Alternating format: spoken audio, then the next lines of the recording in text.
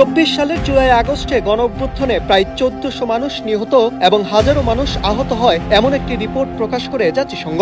বিক্ষোভকারীদের বিরুদ্ধে প্রাণঘাতী অস্ত্র ব্যবহারের নির্দেশ দেওয়ার অভিযোগে আন্তর্জাতিক অপরাধ ট্রাইব্যুনালে প্রসিকিউটররা শেখ হাসিনার মৃত্যুদণ্ডের আদেশ দিয়েছেন। তবে এসব হত্যাকাণ্ডের ঘটনায় ক্ষমা চাইতে রাজি নন ক্ষমতাচ্যুত সাবেক প্রধানমন্ত্রী শেখ হাসিনা। ভারতের নয়াদিল্লিতে অবস্থানরত শেখ হাসিনার সাক্ষাৎকার বুধবার প্রকাশ করে আন্তর্জাতিক গণমাধ্যম রয়টার্স, এএফপি ও দ্য ইন্ডিপেন্ডেন্ট।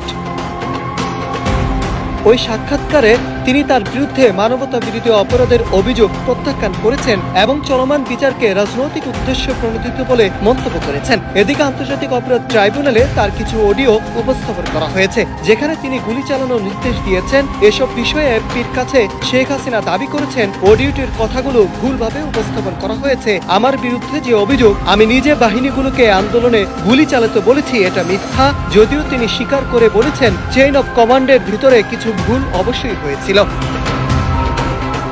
আন্তর্জাতিক অপরাধ ট্রাইব্যুনাল আগামী ১৩ নভেম্বর শেখ হাসিনার বিরুদ্ধে মানবতা বিরোধী অপরাধের মামলায় রায় ঘোষণার তারিখ জানাবে। রয়টার্সকে দেওয়া সাক্ষাৎকারে শেখ হাসিনার অভিযোগ করেন, তাকে আত্মপক্ষ সমর্থনের জন্য যথেষ্ট সময় দেওয়া হয়নি। তবে তিনি আদালতে আত্মসমর্পণ করেননি কিংবা কোনো আইনজীবীও নিয়োগ দেননি। যে কোর্টে মামলা চলছে সেখানে অপরাধী বানিয়ে রায় আগেই নির্ধারিত হয়ে গেছে। মৃত্যুদণ্ডে দণ্ডিত হলে তিনি অবাক বা ভীত হবেন না বলে উল্লেখ করেন। দ্য ইন্ডিপেন্ডেন্টকে তিনি জানান, নিহত প্রতিটি শিশু, ভাই বোন, আত্মীয় ও বন্ধুর জন্য শোক জানালেও কিন্তু এজন্য আনুষ্ঠানিকভাবে ক্ষমা চাইতে অস্বীকৃত জানান। তার দাবি, সরকার উৎখাতের জন্য রাজনৈতিক প্রতিপক্ষরা অস্থিরতা তৈরি করে চক্রান্ত করেছিল।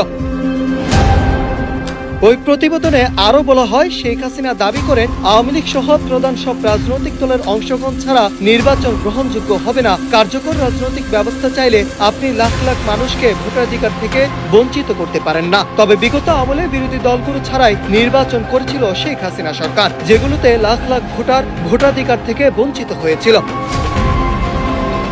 রয়টার্সকে শেখ হাসিনা আরো বলেন, আওয়ামী লীগের উপর নিষেধাজ্ঞা শুধু অন্যায় নয়, এটি আত্মঘাতীও এবং এই পরিস্থিতিতে কোনো নির্বাচন হলে তা ভবিষ্যতের জন্য বিভেদের বীজ বপন করবে বলে সাক্ষাৎকারে জানান তিনি। তবে শেখ হাসিনা সরকার ২৪ সালে পতনের মাত্র কয়েকদিন আগে জামাত ইসলামীকে নিষিদ্ধ করেছিল। বর্তমানে শেখ হাসিনা সহ আওয়ামী লীগের জ্যেষ্ঠ নেতাদের বিরুদ্ধে চলমান মানবতা বিরোধী অপরাধের মামলায় তদন্ত চলাকালে আওয়ামী লীগের রাজনৈতিক কার্যক্রম নিষিদ্ধ আছে।